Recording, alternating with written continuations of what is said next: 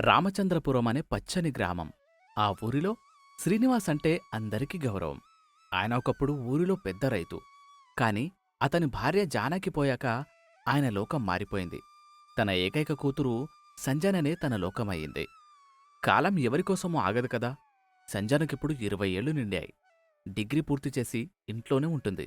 అందం తెలివితేటలున్నా తల్లిలేని వెలితి ఆమె ప్రవర్తనలో అప్పుడప్పుడు కనిపిస్తూ ఉంటుంది. ఒకరోజు శ్రీనివాస్ గారి తండ్రి నారాయణగారు శ్రీనివాస్ని పిలిచి ఇలా అంటారు. బాబు శ్రీనివాస్, పనులాపి ఇటు రా నాయనా. నీతో ఒక ముఖ్యమైన విషయం మాట్లాడాలి. చెప్పండి నాన్నగారు. ఏదైనా సమస్య వచ్చిందా? ఎందుకో మీ ముఖం ఈరోజు కొంచెం ఆందోళనగా కనిపిస్తోంది. నా ఆందోళన నా గురించి కాదు నాయనా. నా ఆందోళనంతా నీ గురించే. ఇప్పుడు సంజనకు 20 ఏళ్ళొచ్చాయి. రేపు పెళ్లి చేసి అత్తారింటికి పంపేస్తావు. నేను వృద్ధిన్నయ్యాను. కొంతకాలం తర్వాత నేనుండను. అప్పుడు ఈ ఇంట్లో నువ్వొక్కడివే మిగిలిపోతావు. ఈ వయసులో నీకు తోడు ఉండాలి కదా. ఈ ఇంటికొక దీపంలాంటి మనిషి అవసరం. నాన్నగారు, మళ్ళీ మొదలుపెట్టారా? జానకి వెళ్ళిపోయిన రోజే నా జీవితంలో ఇంకో మనిషికి చోటు లేదని నిర్ణయించుకున్నాను. నా భార్య స్థానంలో జానకిని తప్ప ఇంకొకరిని ఊహించుకోలేను. దయచేసి ఆ విషయం మళ్ళీ చర్చించకండి. రేపు సంజన పెళ్లి చేస్తే ఆమె సంతోషంగా ఉంటే చాలు. నేను ఎలాగోలా కాలం గడిపేస్తాను. సంజన ఆనందమే నా ఆనందం. అలా అంటే ఎలా నాయనా? మన పక్కూర్లో సత్యనారాయణ గారి అమ్మాయి లక్ష్మి ఉంది. ఆమె భర్త కూడా ప్రమాదంలో చనిపోయాడు. పాపం అమ్మాయికి పిల్లల్లేరు. చాలా పద్ధతి గలది. మనసున్న మనిషి. ఆమెను నువ్వు పెళ్లి చేసుకుంటే సంజనకు తల్లి ప్రేమ దొరుకుతుంది. నీకు జీవితాంతం తోడు ఉంటుంది. ఒకసారి ఆలోచించు. ఆ అమ్మాయి నువ్వొక్కటైతే ఒక కొత్త కుటుంబం రూపుదిద్దుకుంటుంది. నా మాట కాదనకు బాబూ. నాన్నగారు, సంజన అసలే మొండిది. తన తల్లి స్థానంలో ఇంకొకరిని తానస్సలు ఊహించుకోలేదు. మనమిలాంటి నిర్ణయం తీసుకుంటే సంజన మనసు ఎంత బాధపడుతుందో ఆలోచించారా? నేను సంజనతో కూడా మాట్లాడతాను శ్రీనివాస్. మన కుటుంబం బాగుండాలని నేనిలా అంటున్నాను. రేపు సంజన పెళ్లి చేసుకుని వెళ్ళిపోయాక నీకు జ్వరం వస్తే మంచినీళ్ళిచ్చే దిక్కు ఈ ఇంట్లో నీకుండదు నాయనా. నా మాట విను. నీ మంచి గురించే నేను చెప్పేది. సంజన లోపల్నుండి ఈ మాటలు వింటూనే ఉంటుంది. ఆమెకు ఒకవైపు కోపం, మరొకవైపు దుఃఖం రెండూ ఒక్కసారిగా వచ్చాయి. సంజన వెంటనే గబగబా బయటకొచ్చింది. తాతగారు, ఏమంటున్నారు మీరు? నా అమ్మ స్థానంలో ఇంకెవర్నూ ఇంటికి తీసుకురావాలని చూస్తున్నారా మీరు? నాన్న, మీరు కూడా అలాగే అనుకుంటున్నారా? అమ్మను ఎంత త్వరగా మర్చిపోయారా? అమ్మా సంజన, అప్పుడే కోప్పడకు. నిజం తెలుసుకోముందు. తాతగారు ఏదో అలా అన్నారు కాని నేనింకా ఒప్పుకోలేదు కదా తల్లి. నీకింకా లోకం తెలీదు తల్లి. నీ భవిష్యత్తు కోసం, నీ నాన్న ఆరోగ్యం కోసం నేనీ మాట అన్నాను. లక్ష్మి చాలా మంచిది. ఆమె మన ఇంటికొస్తే నీకు మరో తల్లి దొరికినట్టుంటుంది. మీ నాన్నకు కూడా ఒక తోడు దొరికినట్టుంటుంది. మన ఇంటికి కూడా ఒక ఆడదిక్కవుతుంది. మాకు ఎవ్వరి తోడు అక్కర్లేదు తాతగారు. ఇంతకాలం మనకి ఎవరు తోడున్నారు? నాన్నకు నేనే తోడుగా ఉంటాను. మీరు గనక ఆ లక్ష్మిని ఈ ఇంటికి తీసుకొస్తే నేను ఈ ఇంట్లో నుంచి వెళ్ళిపోతాను. సంజన మాటలకు శ్రీనివాస్ గారు నిశ్శబ్దమైపోయారు. కాని ఊరి పెద్దలు, బంధువులు అందరూ కలిసి శ్రీనివాస్ను ఒప్పించారు. నీ ఒక్కడి కోసమే కాదు శ్రీనివాస్, మీ నాన్నగారి కోరిక అది. మీ నాన్న మాటకి విలువిచ్చి ఈ పెళ్లి కొప్పుకో అని అందరూ అనడంతో శ్రీనివాస్ అయిష్టంగానే లక్ష్మిని పెళ్లి చేసుకోవడానికి ఒప్పుకున్నారు. లక్ష్మి శ్రీనివాస్ కంటే 5 ఏళ్లు చిన్నది. చాలా శాంత స్వభావి. పెళ్లి అతి తక్కువ మంది మధ్య జరిగింది. లక్ష్మి వచ్చిన మొదటి రోజు సంజన తన గది తలుపులు వేసుకుని కూర్చుంది. అది గమనించిన నారాయణ లక్ష్మితో ఇలా అంటాడు. లక్ష్మి, సంజన చిన్నపిల్ల. ఆమె కొంచెం పెంకితనమెక్కువ. నువ్వే అన్నీ సర్దుకుపోవాలి తల్లి. అలాగే మామయ్య గారు. నేను సంజనను నా కూతుర్లా చూసుకుంటాను. ఆమె కోపాన్ని నేను అర్థం చేసుకోగలను. కొంతకాలం గడిస్తే అంతా అదే సర్దుకుంటుంది. లక్ష్మి ఇంటి బాధ్యతలు ఒక్కొక్కటిగా తీసుకోవడం మొదలుపెట్టింది. లక్ష్మి ఇల్లంతా శుభ్రంగా ఉంచుతూ శ్రీనివాస్కి నారాయణగారికిష్టమైన వంటలు చేస్తూ ఉండేది. కాని సంజన మాత్రం లక్ష్మిని ఒక శత్రువులా చూసేది. ఒకరోజు మధ్యాహ్న భోజనం సమయం. అమ్మా సంజన, ఈరోజు నీకిష్టమైన బెండకాయ పులుసు చేశాను తల్లి. రా, భోజనం చేద్దాం. నాకు బెండకాయ పులుసు ఇష్టమని ఎవరు చెప్పారు నీకు? ఆయన నా ఇష్టాల గురించి నువ్వెందుకు ఆరా తీస్తున్నావు? మా అమ్మ చేతి వంటలో ఉన్న రుచి నీ వంటలో ఎప్పటికీ రాదు. నీ వంటంటేనే నాకస్సలు నచ్చదు. జానకి గారి చేతి వంట రుచి నేను తీసుకురాలేను సంజన. కాని నీకాకలి వేస్తుందని ప్రేమతో చేశాను. తిని చూడు తల్లి, ప్రేమ గీమ అని నా దగ్గర నటించకు. ఈ ఇంటి ఆస్తి కోసమో ఏ గతి లేకో మా నాన్న తోడు కోసమో వచ్చావు కదా, ఆ పని చూసుకో. నన్ను మాత్రం ప్రేమతో గీమతో అనుకుంటూ అస్తమానం పిలవకు. అదే సమయంలో శ్రీనివాస్ అక్కడికి వస్తాడు. సంజన మాట్లాడిన మాటలు అతను విన్నాడు. సంజనా, ఏంటా మాటలు? లక్ష్మి నీకంటే వయసులో పెద్దది. పెద్దలతో గౌరవంగా మాట్లాడడం నేర్చుకో. ఆమె నీకు ప్రేమతో వంట చేసి వడ్డిస్తుంటే నువ్వు పద్ధతి లేకుండా ప్రవర్తిస్తున్నావు. ఎప్పుడు నాపైన కోప్పడని మీరు ఈరోజు ఈమె కారణంగానే నాపైన కోప్పడుతున్నారు. ఆమె వచ్చి వారం కూడా కాలేదు, అప్పుడే మీరు ఆమె వైపు మాట్లాడుతున్నారు. మా అమ్మే కనుకుండుంటే ఇలా జరిగేదా? అలా ఎందుకు మాట్లాడుతున్నావు సంజన? నాకు నీపై ప్రేమ తగ్గలేదు తల్లి. కానీ లక్ష్మి మన ఇంటికొచ్చింది మనల్ని ఇబ్బంది పెట్టడానికి కాదు, మనలో ఒకరిగా ఉండటానికి. అది మాత్రం నీ మనసులో ఉంచుకో. ఈ ఇంట్లో నేను ఎవరికీ కనిపించడం లేదసలు. అలా అని సంజన ఏడుస్తూ గదిలోకి వెళ్ళిపోయింది. లక్ష్మి మాత్రం ఏమీ అనకుండా మౌనంగా ఉండిపోయింది. ఇలా ప్రతిరోజూ ఏదో ఒక గొడవ జరుగుతూనే ఉండేది. సంజన కావాలని లక్ష్మిని ఇబ్బంది పెట్టేది. తను ఉతికిన బట్టలు సరిగ్గా లేవని, వంటలు ఉప్పు ఎక్కువైందని, కూర బాగాలేదని వంకలు పెట్టేది. ఒకరోజు ఉదయం, లక్ష్మి, నా తెల్లటి చుడీదార్ ఉతికేటప్పుడు చెప్పాను కదా, దానిమీద చిన్న మరక కూడా ఉండకూడదని. నేను దాన్ని బాగానే ఉతికాను సంజనమ్మా. దాన్ని బాగా మడతపెట్టి నీ గదిలో పెట్టాను చూడు. నేను ఇంతకు ముందే చూశాను, మడత సరిగ్గా లేదు. నీకు చెప్పిన పనులు చేయటం రాదా అసలు? మా ఇంట్లో మహారాణిలా కూర్చుని తినటమే తెలుసా? ఇప్పుడే దీన్ని మళ్ళీ ఉతికి తీసుకురా. సరే తల్లి, అలాగే చేస్తాన్లే. లక్ష్మి ఆ బట్టల్ని మళ్ళీ ఉతికింది. శ్రీనివాస్ ఇది గమనించి చాలా బాధపడ్డాడు. రాత్రి గదిలో లక్ష్మితో శ్రీనివాస్ ఇలా అంటాడు. లక్ష్మి, సంజన నిన్ను చాలా ఇబ్బంది పెడుతోంది. తను ఇంతలా నీమీద రెచ్చిపోయినప్పుడు నువ్వు కూడా తనకు అర్థమయ్యేలా చెప్పొచ్చు కదా. నువ్వంతలో ఓపిగ్గా ఉండాల్సిన అవసరం లేదు. సంజన మంచిదండి. ఆమె మనసులో ఉన్న బాధ ఇప్పుడు కోపంగా మారుతుంది. నేనామెకు తల్లిని కాకపోయినా ఒక ఆత్మీయురాల్లని ఆమెకు అర్థమయ్యే వరకు నేను ఓపిక పడతాను. ఒకవేళ మీరు కాని నేను కాని సంజనని తిడితే తనకి నా మీద ఇంకా ద్వేషం పెరిగే అవకాశం ఉంటుంది. లక్ష్మి మంచితనం శ్రీనివాస్ గారిని ఆశ్చర్యపరిచింది. కొన్ని రోజులు గడుస్తున్నా సంజన ప్రవర్తనలో మార్పు రాలేదు. ఒకరోజు ఊర్లో పెద్ద వర్షం కురుస్తోంది. పక్క ఊరికి పనికి వెళ్లిన శ్రీనివాస్ గారు, నారాయణ గారు అక్కడే ఇరుక్కుపోయారు. ఇంట్లో లక్ష్మి, సంజన మాత్రమే ఉన్నారు. అప్పుడే అకస్మాత్తుగా సంజనకు ఒళ్ళు కాలిపోతోంది. సంజనకు తీవ్రమైన జ్వరం వచ్చింది. ఆమె అమ్మా అమ్మా అని కలవరిస్తోంది. లక్ష్మి గబగబా సంజన గదిలోకి వెళ్లి చూసింది. సంజన, ఏమైంది తల్లి? అయ్యో, ఒళ్ళు కాలిపోతుంది. భయపడకు, నేనున్నాను. నాన్నా, నాన్నా, ఎక్కడికి వెళ్ళావు నాన్నా? లక్ష్మి వెంటనే తడిగుడ్డ తీసుకొచ్చి సంజన నుదుటి మీద పెట్టింది. రాత్రంతా కంటిమీద కునుకు లేకుండా సంజన పక్కనే కూర్చుంది. కాషాయం కాచి ఆమెకు తాగించింది.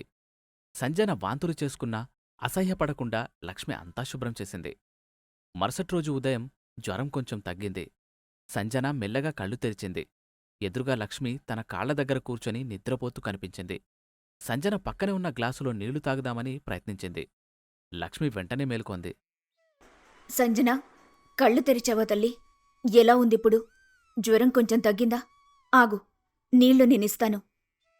లక్ష్మి నీళ్లు తాగిస్తూ సంజన తలనిమిరింది. ఆ స్పర్శలో సంజనకు తన తల్లి జానకి గుర్తుకొచ్చింది. నువ్వు రాత్రంతా ఇక్కడే ఉన్నావా? మరి నిన్ను ఒంటరిగా వదిలేసి ఎలా వెళ్తాను తల్లి? మీ నాన్నగారేమో ఇంకా రాలేదు. నీకేదైనా అయితే నేనాయనకి ఏం సమాధానం చెప్పాలి? అయినా నువ్వు నా కూతురువి కూడా కదా. నేను నిన్ను ఎన్ని మాటలన్నాను. నిన్ను ఈ ఇంటి నుండి పంపేయాలని చూశాను. నిన్ను తిట్టాను. అయినా నువ్వు నా కోసం ఇంత చేస్తున్నావు. నేను ఈ ఇంటికొచ్చింది మీ నాన్నగారి ఆస్తి కోసమో, నీపైన అధికారం కోసమో కాదు సంజన. నాకొక మంచి కుటుంబం కావాలనే వచ్చాను. నువ్వు నన్ను ద్వేషించినా నేను మాత్రం నిన్ను నా సొంత బిడ్డలాగే భావించాను. తల్లి అంటే జన్మనిచ్చిన వారే కాదు, ప్రేమను పంచేవారు కూడా తల్లితో సమానమమ్మా. సంజన హృదయం ద్రవించిపోయింది. ఆమె చేసిన తప్పులన్నీ కళ్ల ముందు కదిలాయి. గబగబా లేచి లక్ష్మిని గట్టిగా హత్తుకుని బావురుమని ఏడ్చింది. నన్ను క్షమించమ్మా. ఇన్నాళ్ళు నీ మంచితనాన్ని చూడలేకపోయినా నా కళ్ళను ఏమనాలో తెలియటం లేదు. నన్ను క్షమించు. అమ్మా అనే పిలుపు వినగానే లక్ష్మి కళ్లల్లో ఆనందభాష్పాలు రాలాయి. ఇద్దరూ కలిసి ఏడుస్తూ ఒకరినొకరు హత్తుకున్నారు. అప్పుడే శ్రీనివాస్ గారు నారాయణ గారు ఇంటికొచ్చారు. వాళ్ళు ఆ దృశ్యం చూసి నివ్వెరపోయారు. చూశావా శ్రీనివాస్, లక్ష్మి ప్రేమ సంజనను ఎలా మార్చిందో? ఈరోజు మన ఇల్లు నిజమైన స్వర్గంలా కనిపిస్తోంది. అవునాన్నగారు, లక్ష్మి ఓపికకు దక్కిన విజయమిది. ఆ రోజు నుండి సంజన మారిపోయింది. లక్ష్మికి వంటలో సహాయం చేసేది. ఇద్దరూ కలిసి ఊరి ముచ్చట్లు చెప్పుకునేవారు. సవతి తల్లి అనే మాట ఆ ఇంట్లో వినిపించడం మానేసింది. లక్ష్మి కూడా సంజనకు ఏ లోటు రాకుండా చూసుకునేది. కొంతకాలం తర్వాత సంజనకు మంచి సంబంధం వచ్చింది. పెళ్లి పనులు మొదలయ్యాయి. నా తల్లి నాకు లోకాన్ని ఎలా ప్రేమించాలో నేర్పింది. నాకు దేవుడిచ్చిన తల్లి నుండి నేను ఓపిక నేర్చుకున్నాను. ఆమె లేకపోతే నేనివాళ్ల ఇలా ఉండేదాన్నే కాదు. పెళ్లి రోజు రానే వచ్చింది. సంజన పెళ్లి కూతురుగా ముస్తాబైంది. లక్ష్మి స్వయంగా దిష్టితీసి ఆమె కళ్లల్లో కాటుక దిద్దింది. అప్పగింతల సమయం వచ్చింది. అమ్మా, నేను వెళ్ళిపోతే నువ్వు ఒంటరిదానివైపోతావు కదా. నీకు ముచ్చట్లు చెప్పే తోడు ఉండదు కదా. నాన్నను జాగ్రత్తగా చూసుకో అమ్మా. నేను అప్పుడప్పుడు వస్తుంటాను. నీకు ఇంటి గురించి మీ నాన్న గురించి భయం అక్కర్లేదు తల్లి. నువ్వు నీ అత్తారింట్లో సంతోషంగా ఉంటే అదే మాకు చాలు. నీకు ఏ కష్టమొచ్చినా ఈ అమ్మ ఉందనే విషయం మర్చిపోకు. వెళ్ళు తల్లి, నువ్వు ఎక్కడున్నా సుఖంగా ఉండాలి. సంజన అప్పగింతలప్పుడు శ్రీనివాస్ గారు కూడా కంటతడి పెట్టారు. సంజన తన భర్తతో కలిసి బండెక్కింది. వెళ్లేటప్పుడు కూడా వెనక్కి తిరిగి లక్ష్మివైపు చూస్తూనే ఉంది. లక్ష్మి సంజన వెళ్లే వరకు చేతులు ఊపుతూనే ఉంది. సంజన వెళ్ళిపోయాక ఆ ఇల్లు కొంచెం వెలితిగా ఉన్నా లక్ష్మి మరియు శ్రీనివాస్ గారు ఒకరికొకరు తోడుగా ఉండిపోయారు. సవతి తల్లిగా వచ్చి నిజమైన తల్లిగా మారి ఒక కుటుంబాన్ని నిలబెట్టిన లక్ష్మి కథ ఆ ఊరిలో అందరికీ ఒక పాఠంలా మిగిలిపోయింది. నీతి: ప్రేమకు మించిన శక్తి ఏదీ లేదు. ఓపిక, మంచితనముంటే శత్రువునైనా మిత్రుడిగా మార్చుకోవచ్చు.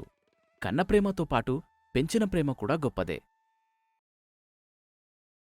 సుందర్లపల్లి అనే ఒక చిన్న గ్రామంలో లక్ష్మీ సీతమ్మ అనే అత్తకోడళ్లు నివసిస్తూ ఉండేవారు. ఆ గ్రామంలో వారు చాలా మంచి పేరున్నవాళ్లు. ఎందుకంటే వాళ్ల దగ్గర ఉన్న డబ్బుతో వాళ్ళు సహాయం చేస్తూ ఉంటారు. అలా సహాయం చేస్తూ చేస్తూ వారి దగ్గర కూడా డబ్బైపోతుంది. అప్పుడు లక్ష్మి: అత్తయ్య, మనం ఎంతో మందికి దానధర్మాలు చేశాం. ఇప్పుడు మన దగ్గర కూడా అంత డబ్బు లేదు. ఇప్పుడున్న కొంత డబ్బుని మనం జాగ్రత్తగా ఖర్చు పెట్టుకోవాలి. లేదంటే ఇంకొకరి దగ్గర చేయి చాపాల్సిన పరిస్థితి వస్తుంది. చూడు లక్ష్మి, భగవంతుడు మనకి ఎప్పుడూ సహాయం చేస్తూనే ఉంటాడు. ఎందుకంటే మనం కర్మ సిద్ధాంతాన్ని నమ్ముతాము. మనం మంచి చేస్తే భగవంతుడు ఖచ్చితంగా మనకు మంచే చేస్తాడు తల్లి. చేస్తాడత్తయ్య, కానీ ఇలాంటి పరిస్థితుల్లో మనం ఎవ్వరికీ సహాయం చేయలేం. నా మాట వినండి. ఈ కొంత డబ్బుని మనం జాగ్రత్త చేసుకుందాం అని అంటుంది. అందుకు ఆమె ఏం మాట్లాడకుండా ఉంటుంది. ఇంతలో ఒక స్వామీజీ అటుగా వెళుతూ వారిని చూస్తాడు. చూడండమ్మా, మీకు భగవంతుడు సహాయం చేస్తాడు. చింతించకండి. మీకంతా మేలే జరుగుతుంది, కీడు జరగదు అని చెప్పి అక్కడ్నుంచి వెళ్ళిపోతాడు. వాళ్ళిద్దరూ అసలా స్వామీజీ ఎవరు, ఇలా చెప్పి వెళ్తున్నారేంటి అని మనసులో లక్ష్మి అనుకుంటుంది. అత్తగారు మాత్రం చూసావా, స్వయంగా భగవంతుడే వచ్చి చెప్పినట్టుంది అని అంటుంది. ఆ మాట విని ఆమె ఏం మాట్లాడకుండా ఉంటుంది.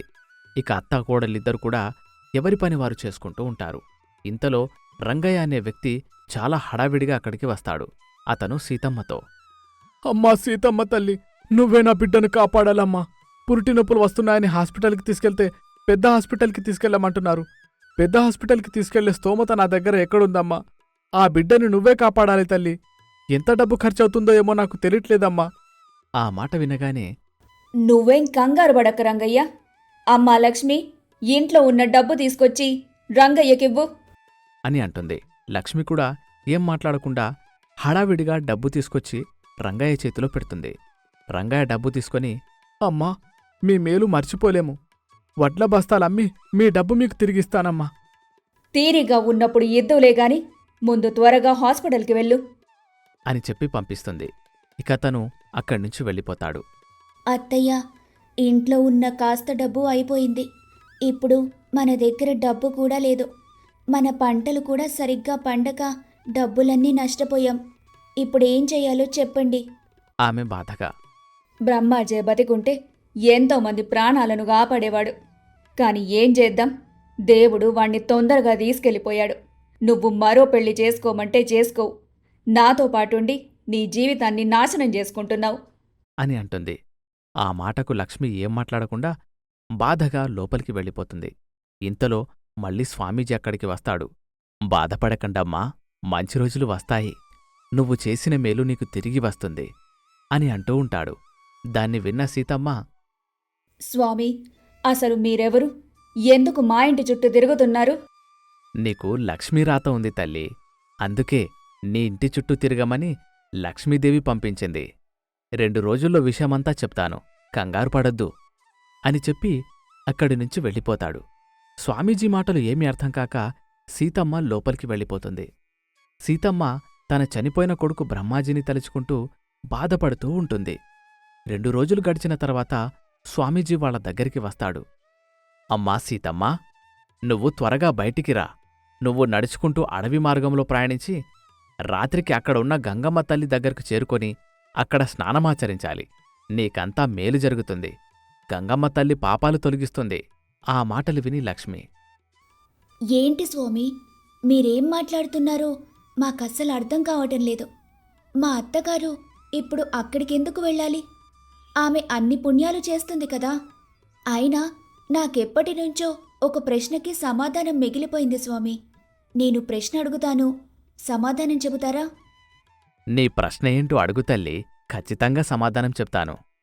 ఇప్పుడు పాపాలు చేసిన వాళ్ళందరూ కూడా గంగమ్మ తల్లికి తమ పాపాలని వదిలేస్తున్నారు. మరి గంగమ్మ తల్లికి పాపం అంటుకోదా? ఆమె ఎంతమంది పాపాలను తీసుకుంటుంది? అప్పుడు ఆ పాపాలన్నీ ఆమెకు చుట్టుకొని ఆమె అపవిత్రమవుతుంది కదా. ఆ మాట వినగానే స్వామీజీ నవ్వుతూ, "హహహ, ఇలాంటి ప్రశ్న ఒక మునికి వచ్చిందట." అప్పుడా ముని గంగమ్మ తల్లి దగ్గరికి వెళ్ళి ఆమెతో ఇలా అడిగాడు. అమ్మా గంగమ్మ, నువ్వు ఇంతమంది పాపాలు తీసుకుంటున్నావు కదా, ఆ పాపాలు నీకంటవా తల్లి? అప్పుడు గంగమ్మ, లేదు మునివర్య, నాకు ఎలాంటి పాపము అంటదు. ఎందుకంటే నేను సరాసరి ఆ సముద్రుడిలో కలిసిపోతాను కదా. ఆ పాపమంతా సముద్రానికే చుట్టుకుంటుంది అని చెబుతుంది. అప్పుడు ఆ ముని సముద్రుని దగ్గరికి వెళ్ళి అతనితో, గంగమ్మ తల్లి చెప్పింది తన పాపాలు మొత్తం తీసుకెళ్లి నీళ్లల్లో కలుపుతున్నానని. ఆ పాపం మరి నీకంటదా సముద్రా? లేదు మునివర్య, నాకు పాపమంటదు. ఎందుకంటే నాలో ఉన్న నీటిని ఆ మేఘనాథుడు తీసుకుంటాడు కదా. ఆ పాపాలన్నీ అతనికి వెళ్ళిపోతాయి. నాకు ఎలాంటి పాపమూ అంటదు అని చెప్పడంతో ముని మళ్ళీ మేఘనాథుడి దగ్గరికి వెళ్ళి అతనితో, ఓ మేఘనాథుడా, సముద్రుడు పాపాలు నీ వద్దకు పంపుతున్నాడు. ఆ పాపాలు నీకంటవా? మునివర్య, నాకు ఎలాంటి పాపమూ అంటదు. ఎందుకంటే నేను ఆ పాపాలను వర్షంగా మార్చి భూమి మీదకు పంపిస్తాను. ఆ వర్షపు నీరు వారి మీద, వారి పంట పశువుల మీద పడుతుంది. అంటే దాని ఉద్దేశం, ఎవరు చేసిన కర్మలకు వారే ప్రతిఫలాన్ని అనుభవించాలి. మనిషి పాపం చేస్తే తన పాపమే తాను అనుభవిస్తాడు, మేలు చేస్తే తన మేలునే అనుభవిస్తాడు అని చెప్పాడు. ఆ మాట వినగానే ముని సంతోషపడుతూ అక్కడ్నుంచి వెళ్ళిపోయాడు అంటూ ఒక చిన్న కథ చెప్తాడు స్వామీజీ. ఆ మాటలు విని లక్ష్మి, అర్థమైంది స్వామి. భూమి మీద బ్రతికినంత కాలం మనం చెడు చేయకూడదు, మంచి మాత్రమే చేయాలి. అప్పుడే మనం మంచిగా బతకగలం అని అంటుంది. స్వామీజీ అవునని సమాధానం చెప్పి వారిద్దరిని కూడా గంగ స్నానం చేయమని చెప్తాడు. వారిద్దరూ కూడా స్వామీజీ చెప్పినట్టుగా అడవి మార్గంలో ప్రయాణించి అక్కడున్న నదిలో మునుగుతారు. అప్పుడే వాళ్ళకొక బాణ కాలికి తగులుతుంది. వాళ్ళు ఆశ్చర్యంగా ఏంటది అంటూ దానిని బయటకు తీసుకొస్తారు. దానిని చూసి అత్తాకోడళ్ళిద్దరు కూడా, ఏంటిది ఇంత పెద్దగా ఉంది, ఇందులో ఏముంటుంది అని అనుకొని దానిని పగలగొట్టే ప్రయత్నం చేస్తారు. చాలాసేపు ప్రయత్నం చేసి దానిని పగలగొడతారు. అందులో వజ్రాలు, వైడూర్యాలు ఉంటాయి. వాటిని చూసి వాళ్ళు చాలా ఆశ్చర్యపోతారు. లక్ష్మి, స్వామీజీ చెప్పాడు కదా, మంచి చేస్తే మనకి మంచే జరుగుతుందని. ఇప్పుడు మనకి మంచి జరిగిందమ్మా. మన దగ్గరున్న డబ్బు అయిపోయిందని ఇప్పటి వరకు బాధపడ్డాంగా. ఇదిగో ఆ భగవంతుడే మనల్ని ధనవంతుల్ని చేశాడు, కోటీశ్వరుల్ని చేశాడమ్మా. ఇప్పుడు మనం మరింతగా సహాయం చేయొచ్చు తల్లి అని అంటుంది. ఆ మాట వినగానే లక్ష్మి చాలా సంతోషపడుతూ, అవునత్తయ్య, స్వామీజీ చెప్పిన నిజం నాకు కళ్లకు కట్టినట్టు కనపడింది. మంచి చెయ్యి మంచి పొందు అనేది సత్యం. అంటూ మాట్లాడుకుని అక్కడ్నుంచి అతి కష్టం మీద వాటిని తీసుకెళ్లే ప్రయత్నం చేస్తారు. అప్పుడే చనిపోయాడు అనుకున్న బ్రహ్మాజీ పిచ్చివాడిలాగా అడవిలో తిరుగుతూ కనబడతాడు. దానిని చూసిన లక్ష్మి, అత్తయ్య, అటు చూడండి, మీ అబ్బాయిలాగున్నాడు. మీ అబ్బాయిలా కాదు, మీ అబ్బాయే అంటూ అతని దగ్గరికి వెళ్తుంది. అతను వాళ్లను గుర్తుపట్టాడు. వాళ్ళిద్దరూ కూడా ఏడుస్తూ ఏమైందిరా నీకు? మేము ఎవరో గుర్తు రావటం లేదా? అంటూ అతనికి గుర్తు చేసే ప్రయత్నం చేస్తారు. కాని అది జరగదు. ఇక వాళ్ళ ఆ వజ్రాలని అతనిని తీసుకుని ఇల్లు చేరుకుంటారు. స్వామీజీ ఎప్పుడు వస్తాడా అని ఎదురుచూస్తూ ఉంటారు. కొంత సమయం తర్వాత స్వామీజీ అక్కడికి వస్తాడు. అప్పుడు వాళ్ళిద్దరూ కూడా జరిగిన విషయమంతా చెప్తారు. ఇదంతా జరుగుతుందని తెలిసే ఆ భగవంతుడు నన్ను మీ దగ్గరికి పంపించాడు. మీరేం కంగారు పడకండి. బ్రహ్మాజీకి ఏమీ కాదు. అతనిని దొంగలు పట్టుకొని కొట్టి అతని దగ్గర ఉన్న బంగారం డబ్బు తీసుకెళ్లారు. అప్పటినుంచి అతను పిచ్చివాడిలాగా సంచరిస్తూ అడవిలో ఉన్నాడు. తను చేసిన పాపాలకు తను శిక్ష అనుభవించాడు. ఇప్పుడు తల్లి భార్య చేసిన పుణ్యాలు భర్త మీద కూడా వచ్చి అతని పాపం నుంచి విముక్తి పొందేలా చేస్తుంది అంటూ బ్రహ్మాజీ మీద చేయి పెడతాడు. అంతే, అతను మంచివాడిలాగా మారిపోతాడు. ఇక జరిగిన విషయమంతా వాళ్ళతనికి చెప్పడంతో అతను ఆశ్చర్యపోయి స్వామీజీకి కృతజ్ఞతలు చెప్పుకుంటారు. మేలు చెయ్యండి, మేలు పొందండి. చూడు బ్రహ్మాజీ, వైద్యుడవ్వాలనే నీ కోరిక నెరవేర్చుకొని ఇక్కడే ప్రజలకు ఉచితంగా సేవ చెయ్యు అంటూ అతన్ని దీవించి వెళ్ళిపోతాడు. బ్రహ్మాజీ అనుకున్నట్టుగానే తన చదువు పూర్తి చేసుకొని వైద్యుడిగా మారి ప్రజలకు ఉచితంగా వైద్యం చేస్తూ ఉంటాడు. అత్తకోడళ్ళు వాళ్ళ దగ్గరున్న డబ్బుతో ప్రజలకు సహాయం చేస్తూ సంతోషంగా ముందుకు సాగుతారు.